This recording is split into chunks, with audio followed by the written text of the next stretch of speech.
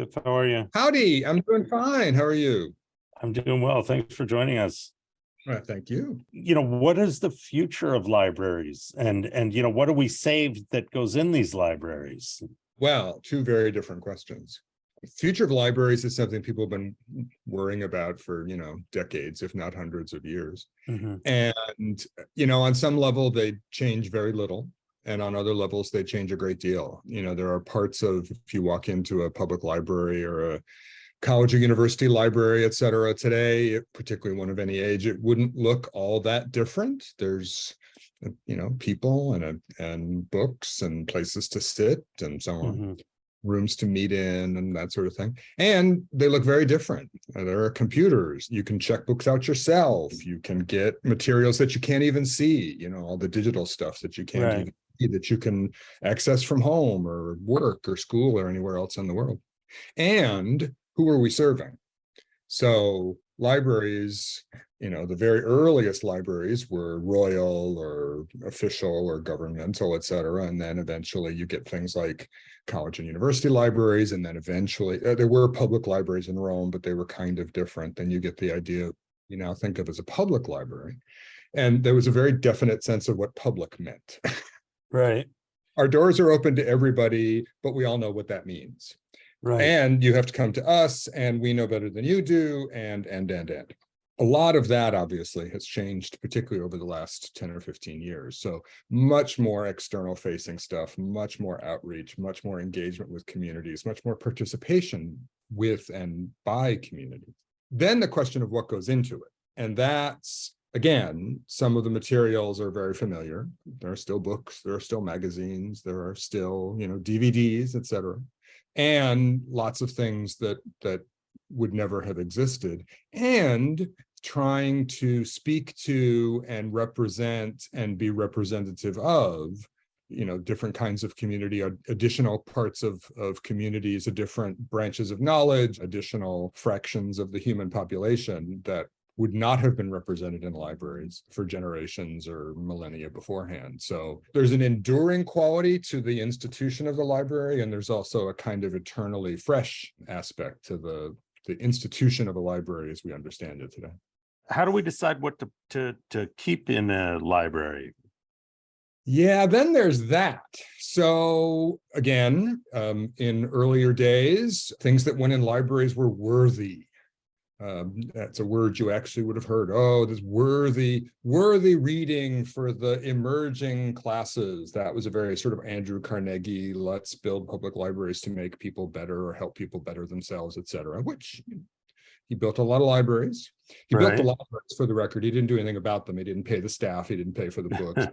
The deal with Carnegie was he would build your library, but then it was your problem. Mm-hmm. You had to agree to the equipment and the staff and the books and all the rest of it. Yeah. What goes in and then what gets kept? Again, there's kind of two aspects of that. One is a sort of professional aspect of it, that you have professional people, librarians and others who make decisions, who make positive decisions about what gets collected and why. Different libraries have different collection strategies, different libraries have different audiences and needs and missions and so on. And so you collect and maintain those collections based on who and what you're trying to serve and the objectives and missions of who you're trying to serve. At some point, you can't keep everything. So stuff's got to go. And when stuff's got to go, you make the kind of reverse decision. The polite term for it is deaccessioning, but it means, out it goes. And you do that because it's out of date, or nobody wants it anymore, or you don't have room for it, or something new's got to come in, or a variety of those kinds of things, which are professional decisions.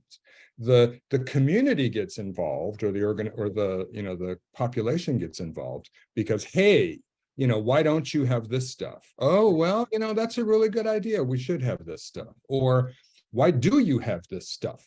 And we're seeing that today, the kind of groundswell of attempts to censor, attempts to remove items from collections or protect items or, withhold items, et cetera, which is a few steps back from where many of us would like to be, to have much more free and open access to materials. No, you can't have that. That's dangerous. No, children shouldn't read that. No. I always think of the 10 or 11-year-old me that read Slaughterhouse-Five, which in retrospect was a terrible idea. Right. And right. yet, you know, it opened me up to stuff. I mean, I still don't understand it, but and nobody told me not to. I just went to the library. I got Slaughterhouse-Five. I read it, made whatever sense I was making out of it, and then, you know, here I am today. So I have a question, Joseph, about a different. You know, you're also an information scientist, and for our guests today watching, I don't even think people might know that that's actually a scientist. And what is the definition of an information scientist? Nobody knows what an information scientist is. But to be fair, nobody knows what information is. So we don't take that personally. Information science is a discipline per se, is a discipline that arose sort of during and after World War II, primarily to manage the onslaught of declassified material, scientific journals and technical reports and so on that were classified during the war or being produced in the run-up to the war, and then primarily to aid the scientific and technical community. It's now much more broadly interpreted as the study of information as a thing, as a phenomenon, but also what people do with it, how we organize it, how people use it, how we manage it, how various policy issues, that sort of thing. It's the study of information and the human contexts in which it resides and the uses to which it's put. So I was originally trained as a librarian and then moved into an information science doctoral program, and that's where I've been ever since. What are digital dark ages? What is the digital dark age we're living through now? Oh, well, look around. How many of the pictures on your phone have titles other than IMG 77246B? Yeah, that's a dark age waiting to happen. And how often do you like, wait, I got a picture, hang on, just wait, it's in here. I know I took it, it was when I was on vacation, blah, blah, blah. You can't find it. And you can't find it because it's not been organized. There's no metadata. There's metadata in there, but it's not helpful to you because it's not, where's that picture of me, in front of the Eiffel Tower? It's image 56427B. So the idea that digital materials can be more easily lost or inaccessible is not a new one. That's an idea that's been around for, since the digital age started. But it's because technologies change. And if you have digital information on some format, if it doesn't get refreshed or repurposed or translated somehow, if it's stuck on a video disc, anybody out there who remembers video discs and laser discs, or for that matter, a VCR or a cassette tape or a floppy disk or, a magnetic tape from back in the 60s, or God forbid, punch cards from the 50s and 60s, that stuff, there may not even be a device left anymore, or very few devices left anymore that work, that can read that stuff. Right. So, a book that's published 100 years ago, pick it up and read it. Assuming you can read the language, pick it up and read it. But if it's in some format or medium that there's no device to read, if it's inaccessible, if nobody even knows it exists, if it sits on a cloud server somewhere and nobody even knows it's there, it's functionally gone. And therefore, how much of our individual lives, how much of our cultural history, how much of our, repository of who we are and what we were is just sitting somewhere or not, and nobody even knows it. And for all intents and purposes, you can't get at it. So will future historians look back at this chunk of time and say, we got a bunch of stuff, but who knows? Yeah, I mean, Jesse and I we had this conversation the other night where I said to him, I'd be curious to know, I'm on a thread with some people at Wordle. We've been playing Wordle together for like a year, whenever it came out. I haven't done it today. Don't tell me what the answer is. Okay. But the point is this has gone on with 5 people for over 200 days, maybe longer. But within this one thread, there are anecdotes about our lives. And so if you're an anthropologist and you're looking back to understand what was going, is that where future historians are going to go look? Are they going to be looking digitally to understand? Well, they may not be able to even find it digitally. Well, I don't know, but how are we thinking about, you said our lives, right. The way we understand lives from times past is, some people would keep diaries. Some people would keep correspondence. Maybe you'd have one side of the correspondence. Maybe you'd have both. Telegrams, so group text, where does that get saved, right? does it get saved? I mean, it sits somewhere. It sits on your device. It sits on a server somewhere. It's probably multiple carriers or multiple ISPs that are transmitting this. So they may have pieces of it. They may have all of it. Who really knows?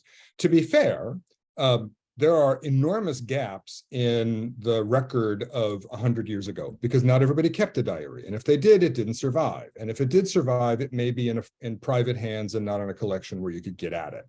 So there's lots of people's lives. I tell this to my students all the time and it freaks them out. The vast majority of human lives were never recorded, will never be remembered. We have no idea who they were, and we never will. Because just nothing, right? Billions and billions of people have lived throughout history. There's no record they ever trod upon the earth.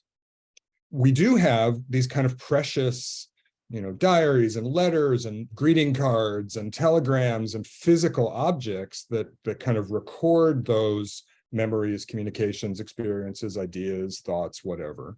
And then large chunks of stuff that we just don't have. We have a pretty robust publication record. We have, magazines and newspapers, scholarly journals, books, etc. But you had to be a certain kind of person in a certain kind of position to get into that record.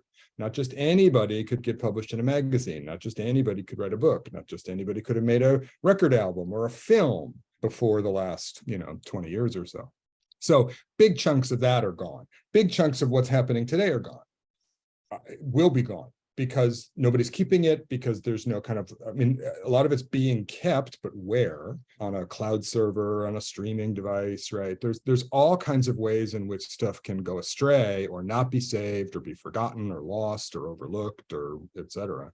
And so future historians and anthropologists are going to have similar problems, similar but different problems understanding us than we do of 3 or 4 generations ago, because gosh, if we only had great Aunt Sadie's diary, we'd know a whole lot more about family history, but we don't. And that's just a darn shame. But we're using the information now as like in trials, big murder trials, for example, they'll ask for, let's see those text messages, or even with the U.S. government, like everything is being what do you call when you're subpoenaed, right? Yeah, pings for cell phone pings. Where were you? That kind of stuff. Yeah. So there is all this information. So how are you thinking about organizing it, or what do we do with all that? Yeah. Well, so what do we do with it?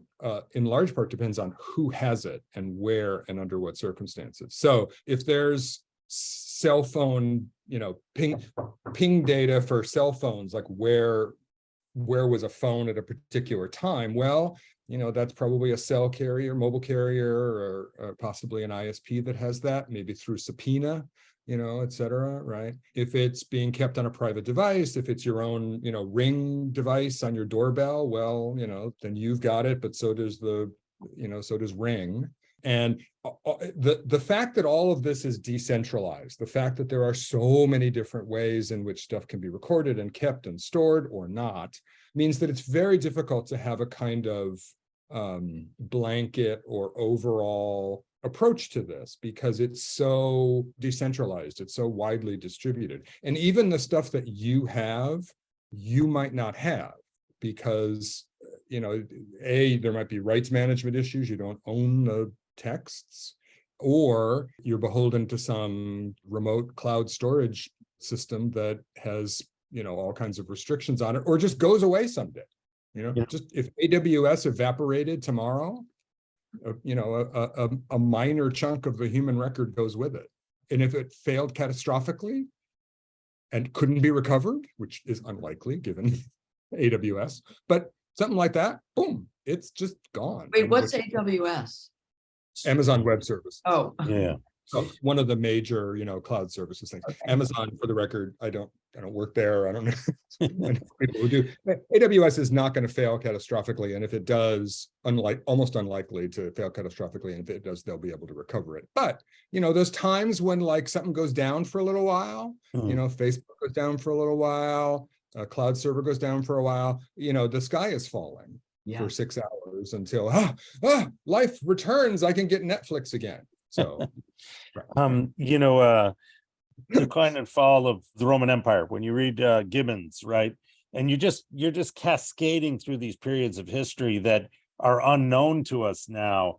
Is this digital dark age set up a similar thing whereby future historians, right now we're living through this era, and we all know everything about Trump, and maybe some point we all knew everything about Jimmy Carter, and some people before that. Are we setting up less of an imprint on history now and so that a lot of these things are going to be unknown to future generations?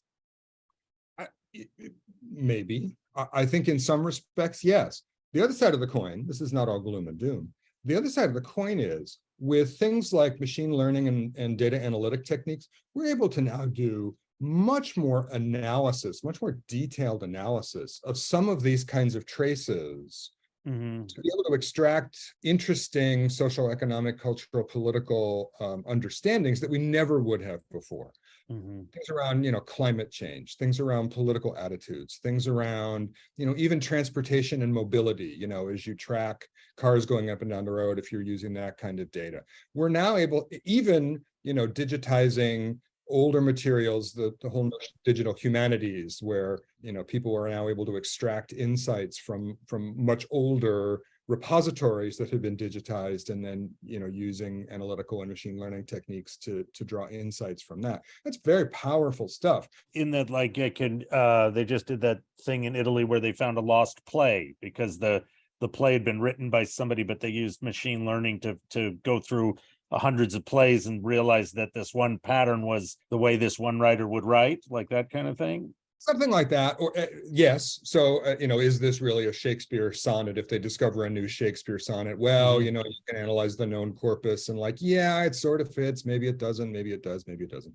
Being able to digitize census records and looking at mobility patterns, being able to do those kinds of things with historical records that are now available in digital form. Once you're able to use some of these, analytic techniques on it, you now can draw connections that you might never be able to do before. Even with things like cell phone data, I have colleagues, for example, who've used social media and cell phone data to see how people react during moments of crisis, earthquakes, tornadoes, natural disasters, things like that. Where do people go? Who do they call? What do they do? How might we better respond? How we might be better prepare? Crisis informatics is what it's called. Yeah, incredibly powerful techniques, incredibly capable ways of understanding human behavior and human institutions from that kind of data. When I can type in a Melville short story, the name of the Melville short story, and I want to draw a correlation between it and The Underground Man by Dostoevsky, and I get instantly comes up in 5 minutes on ChatGPT-3 comes this insight that I never would have gotten, even though I've read both materials. Does this change the way that people are going to learn in the future? Is this an existential crisis, or is this just a new toaster that can allow learners to learn more and democratize information even more? Yes. I think, particularly with things like generative AI, ChatGPT and others of these, the jury is really still out, to use an old metaphor, particularly at the moment, as we're recording this, that this is still very fresh. And there are some very troubling reports that have come out of those. I've read a couple of these journalistic examples of people trying to have conversations with these generative AI systems, and they start to break down and say, I want to die. I love you. I want to. Right.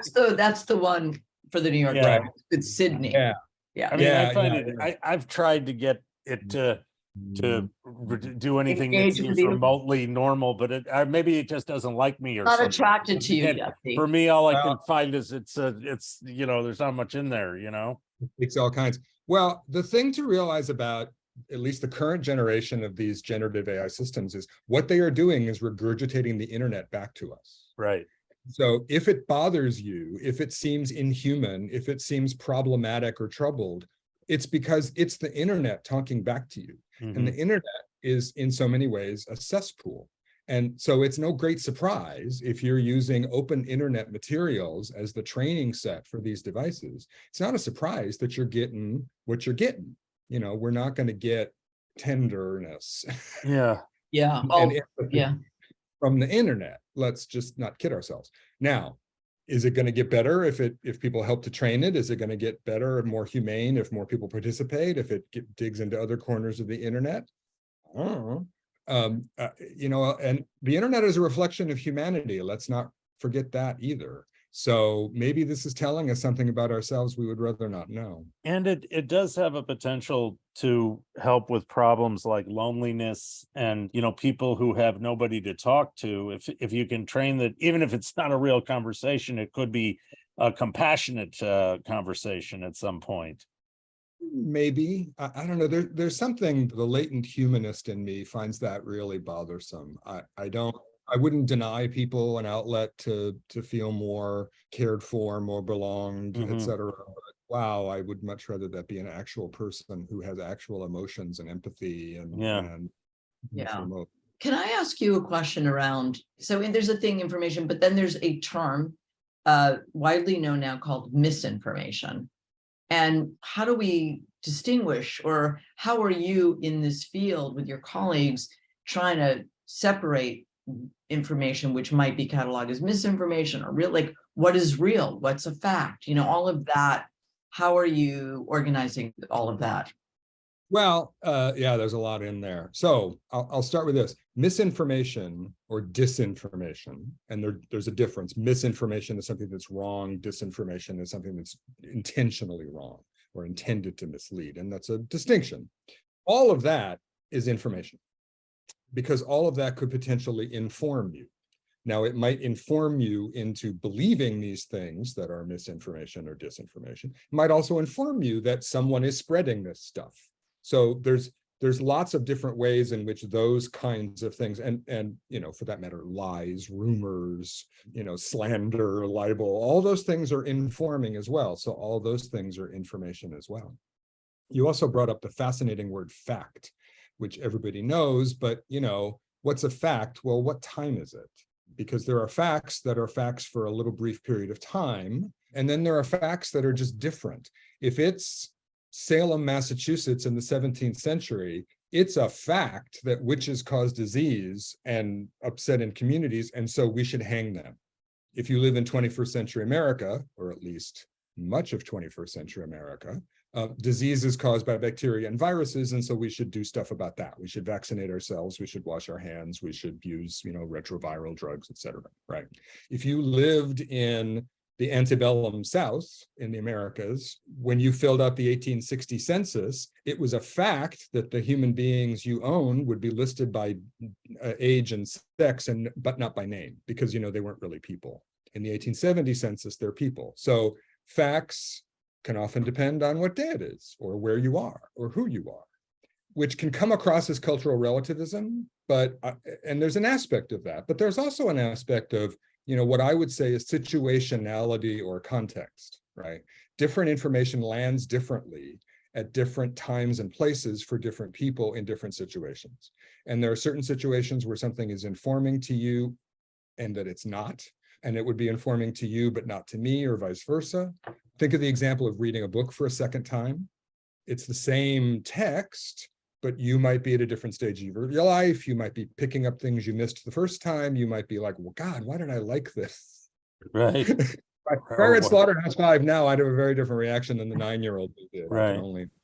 But then is there are human rights, even though we know that they change around different cultures around the world, is there a universal set of human rights that are facts, Well, there's a Universal Declaration of Human Rights that was adopted by the United Nations in 1948, and I'd invite you to go find places where they're upheld. Right. Well, obviously, it's complex. So. And one other thing I would just throw in, because we're talking about the general concept of information. The general concept of information is something that everybody knows, but nobody actually thinks about. And that's part of, to me, as someone who studies this and has lived his whole life around it, it's just endlessly fascinating. Is that, you say information to people and they immediately get an idea. They think of facts, which if you look up the definition of facts in a dictionary, you get all kinds of circular words that don't mean anything. Or they think of, pieces of paper, books, libraries, that kind of stuff. They think of all kinds of things, but they don't think about it really hard, if at all, ever. And it's only in moments of real need that information becomes important to people.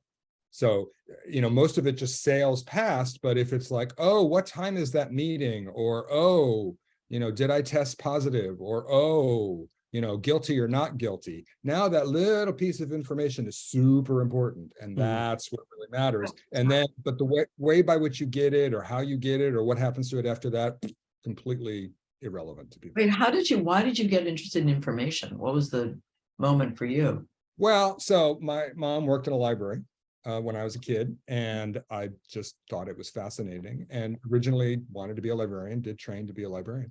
And I kind of felt it. My story is fairly common, is that people fall into this field. No 9-year-old grows up and like, I want to be an information scientist. Right. Right. I want to be a doctor. I want to be a lawyer. I want to be a, whatever. Today, they would say things like, I want to be a software engineer. I want to be a programmer, et cetera.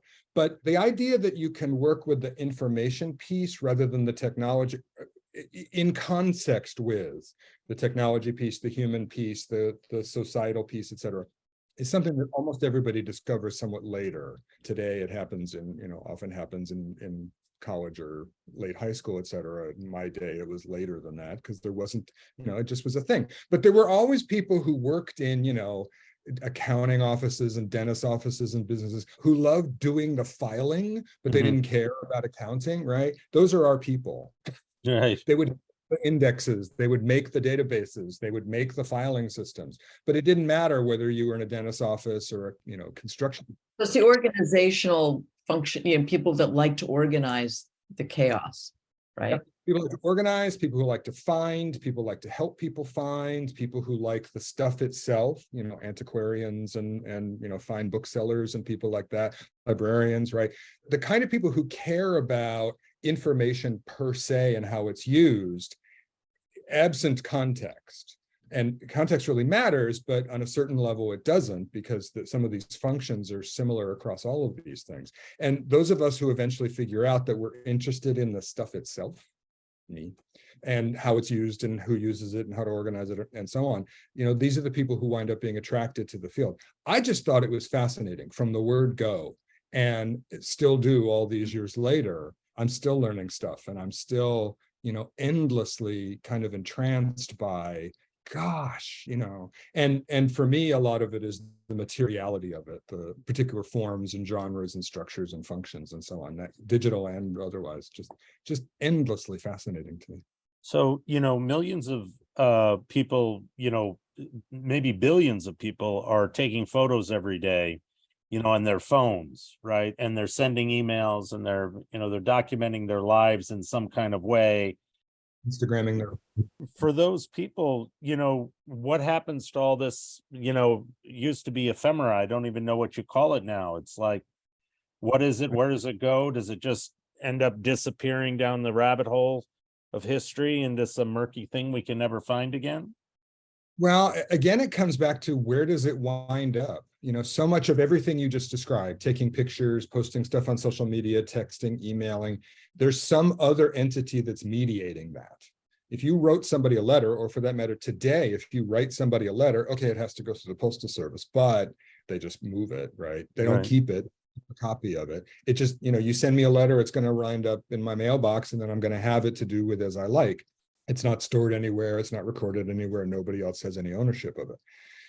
Everything now, social media and texting and email and video and streaming and all the digital stuff we've been talking about, requires some third party, requires some giant megalithic corporation that is far more interested in your eyeballs and your behavior than they are in your text message. Right. So they are harvesting all of your data around your likes and dislikes, and what you click on and what you don't, and how long you hover on a post, and who you're connected to, who you follow and who follows you, so that then they can harvest that and sell it to other giant megalithic corporations who then want to put advertising on your feed, which you kind of want to scroll by, right? So the stuff itself, for those giant corporations, the stuff itself is of less interest and importance to them than the behavior around it. But the stuff itself, if you read the terms of service, which nobody ever does, it's hard to take a long time. Well, plus you can't make sense of it. Plus, it's just in the way of you like using the cool new toy, right? And I don't read them either. They probably own it. And they Yeah. have rights to replicate it and duplicate it and, massage it and feed it into AI services and heaven only knows what else. So, yeah. So the fact that this stuff is now, because the digitality of it, the digitalness of it implies that there's got to be some other party involved, and they're the conduit. And also in most cases, the repository, even though the fact that they're a repository is opaque to you, and what they do with that once they have it is even more opaque to you. Well, what happens when people die? I mean, what are we thinking about? This is part, I'm sorry to be morbid, but we are all going to pass on. But I mean, what I'm saying is, somebody dies and they have a life of, like Jesse's saying, they've literally taken selfies, or where does that go? Does it just disappear? Are we just leaving just stuff on the highway, the digital highway behind us for other people to clean up, or will it eventually go away? Are people thinking about that? And that's, again, back to my earlier question around, in the future, looking back, how will we historians seek to understand human, if we're around in 100 years? Hopefully somebody will be around. How are you thinking about that? Well, I think we probably all know people who have died, and their social media presence continues. Their Facebook account is still there, their Instagram account is still there, their Twitter account is still there, whatever. And Twitter doesn't know you're dead. They might do, but they're not going to do anything about it. So, I mean, the mechanics of it are somebody's got to, get a court order or something, or to get the password to be able to do something with that account. And then you're faced with what to do with the stuff, which is not unlike, what are we going to do with the bed? What are we going to do with the books? What are we going to do with the house? What are we going to do with the social media feed? We don't have a social protocol around that yet. The estate sales, we get. Going through your parents' house to clean it out, we get. What to do with your, uncle's Facebook page? Yeah. Do you leave it as a memorial? Do you take it down? It's connected to a bunch of other people, and a lot of other people have posted to it. It's an important social artifact. It's a representation of your uncle's life, and it's kind of macabre. And we just don't have a social protocol around it. How long do you keep it up? Do you maintain it as a memorial site? Do you let people post to it? We also don't really know a lot about, if I wanted to go do an exploration of Friendster, it'd probably be pretty difficult to find anything, at this point, and all these images are sitting on servers somewhere, and the image itself is a digital image, but the server itself is not.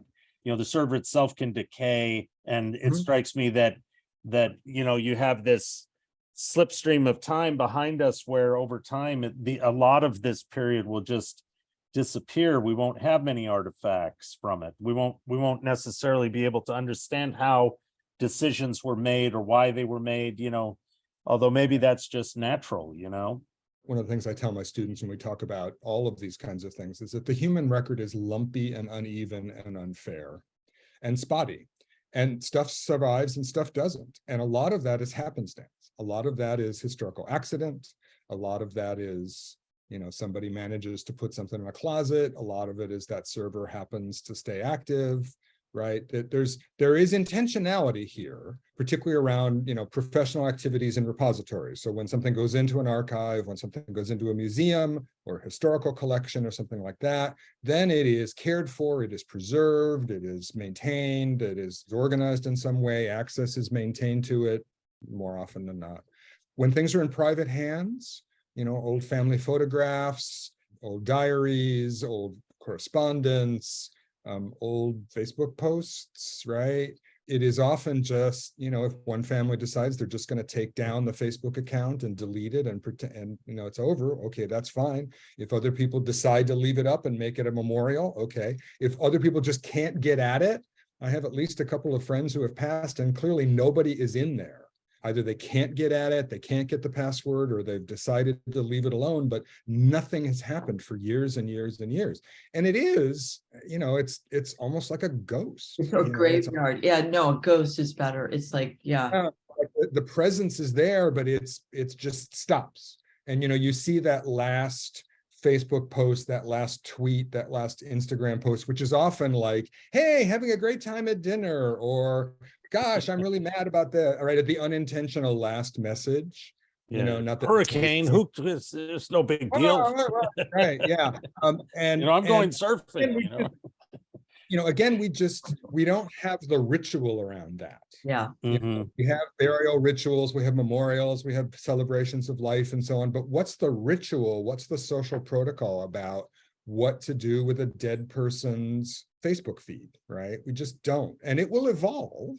It's probably evolving. It is evolving as we speak. Someday somebody's going to have to worry about, what do we do with TikTok, right? Or the thing that follows TikTok.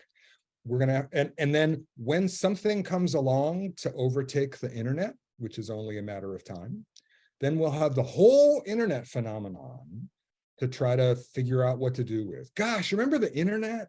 Geez, that was the thing, right? Remember that, and people so often think that the current technology is going to go on forever. And it's not.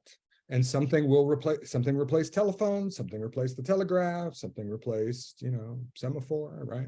What are your students thinking about? Like when that are studying information, what are they working on? What kind of project do you do? They're not thinking.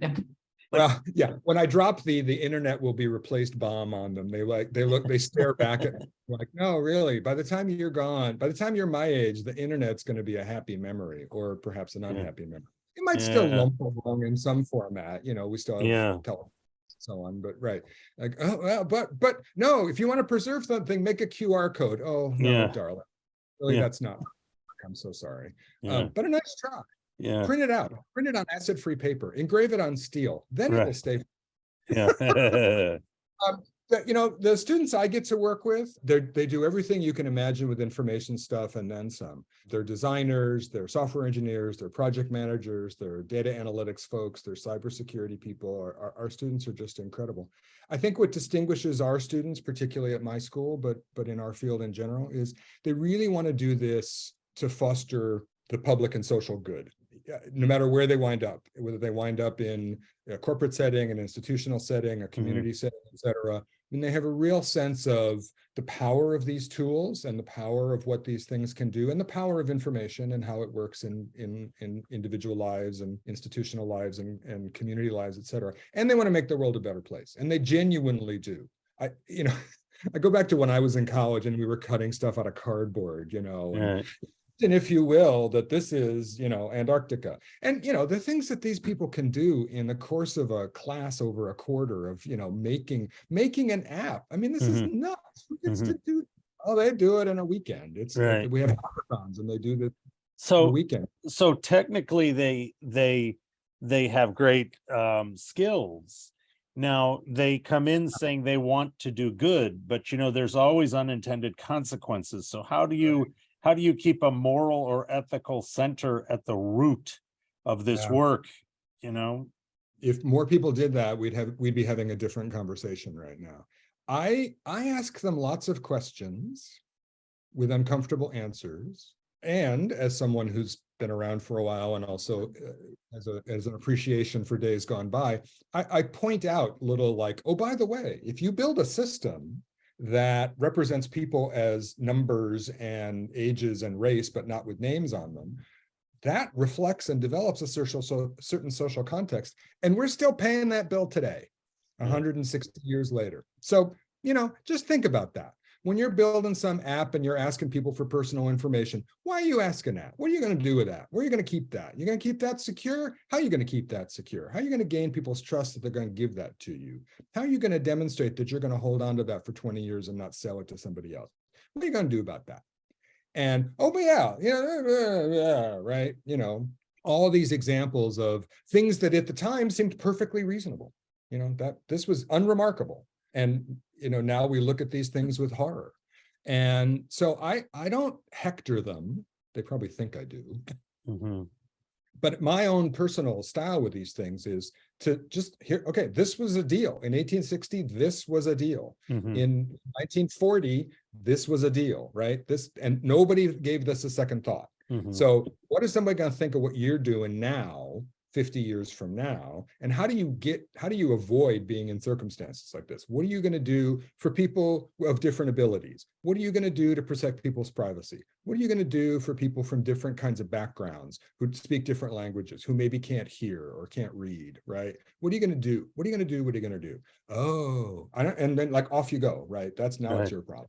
Artificial intelligence leads towards a lot of these unintended consequences. It can have I'm thinking about sentencing guidelines for people recommending prison terms. And, especially when you start to combine different systems with other systems, it really gets out of control. How do we...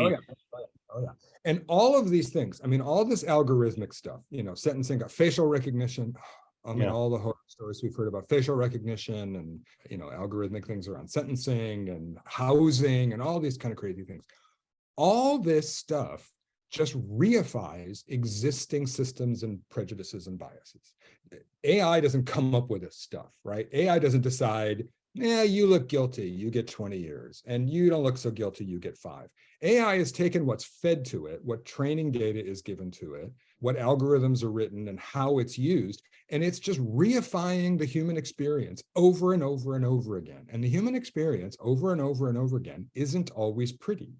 It is often discriminatory. It is often blatantly racist. It is often blatantly sexist. It is often blatantly just terrible. And to think that somehow, hey, if we put it in a computer, it'll all get bright and shiny and clean with blinky lights and everything, and then it'll all be better. And it won't be a human being making these decisions. So it's not our fault. Of course it's our fault. We built the system that it's now trying to replace or reify or do over again. And oh my God, what a surprise. It's still producing biased results. Who would have guessed? What a load of crap. Now, how do you untangle that though? Because obviously, a lot of the work that we're talking about is girded by engineers. So is the answer that you put a priest, a rabbi, a Muslim, what's the answer that underneath it that can drive it towards making more principled or ethical decisions? The answer is to start with people. So in one of the classes I teach, students work together on a group project. This is brand new people who are just coming to our field. And they work together on a group project, and they have to build some information resource for some actual group of people. Now, this is a group of, 5 strangers who, are only going to work together for 8 or 9 weeks. So it's kind of, and the things they produce are just miraculous, I will say that. And what I always tell them, and what it takes them 5 weeks to get, is don't start at the end. Don't start this project with, we want to build an app. Well, how do you know you want to build an app? You haven't even decided who you're going to talk to, let alone talk to them. Maybe the problem that you're trying to solve isn't solved by an app.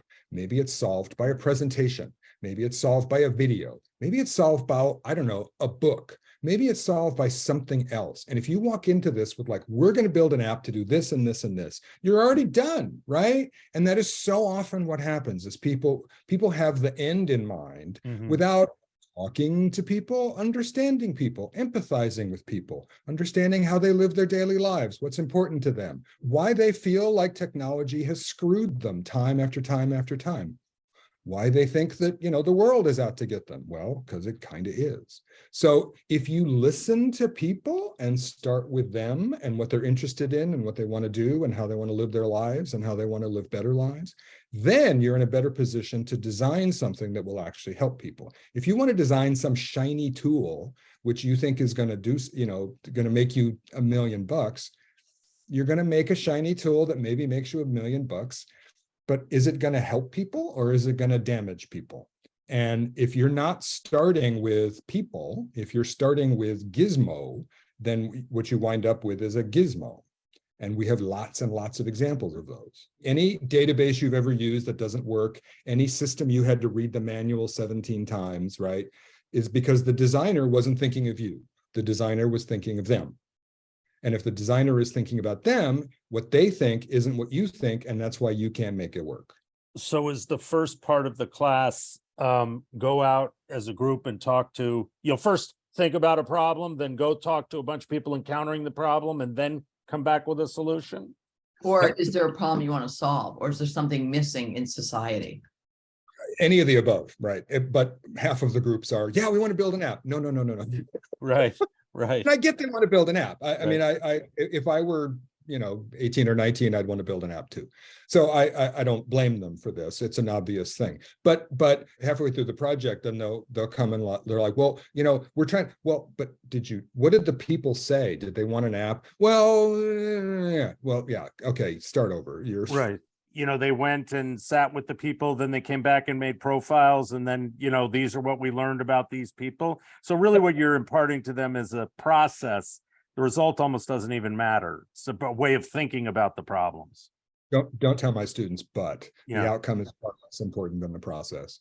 So this is design thinking, which is, Sure. fairly common in the design world. We do it in an information context, but, it applies in lots of other ways as well. Yeah. And the technology is also irrelevant. I mean, they all want to do something digital, which I completely get. But Sure. every once in a while, I've had groups who came up with something analog because Yeah. it was the most sense for the group and the problem and the situation and the community they were trying to work on. And no, we need a book. We need something physical because that will endure. And that did my heart good, but and the apps are pretty too. Yeah. And sometimes it's physical devices. I've had, they don't make the thing, but they do a cardboard mock-up of a watch or Right.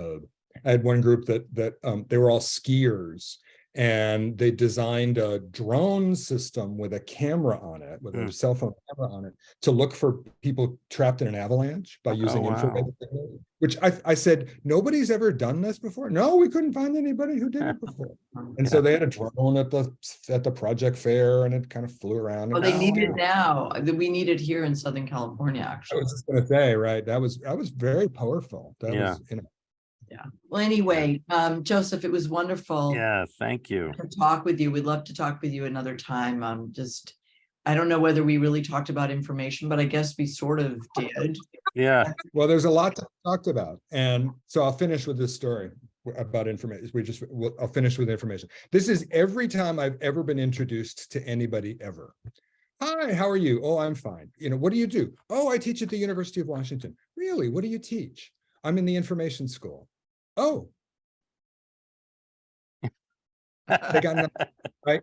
I'm in the business school. Oh, wow. I'm in the medical school. Yeah. I'm in the journalism school. I'm in the Right. College of the Environment. I'm in this, I'm in that. They got Right. something. I'm in the information school. That sounds like every discussion I ever have with my relatives. Oh, wow. Maybe it's just us, right? Yeah. Maybe. And then, right, well, is that technology? Is that communication? Is Yeah. that well, yeah, kind of, but no, Yeah. it's information. Yeah. One of the things that's most striking to me about this is that it's a concept that everybody knows and nobody thinks about. And like anything like that, it's very wide open, but it's also like, hello, we're over here. Yeah. Is Actually there in charge of your life, but you don't know it, right? So is there a book that people can read about information that, there must be like a seminal book, maybe you wrote it, or, something about the way that we think about how information impacts us, just so we can send our viewers off if they want to find out more. Since you asked, I will plug my own stuff because I'm not Yes, stupid. that's why I'm asking. My husband won't forgive me. Mm. So I do these are two things with very similar titles, but they're more or less the same. I do a podcast series called Documents That Change the World, which is exactly what it sounds like.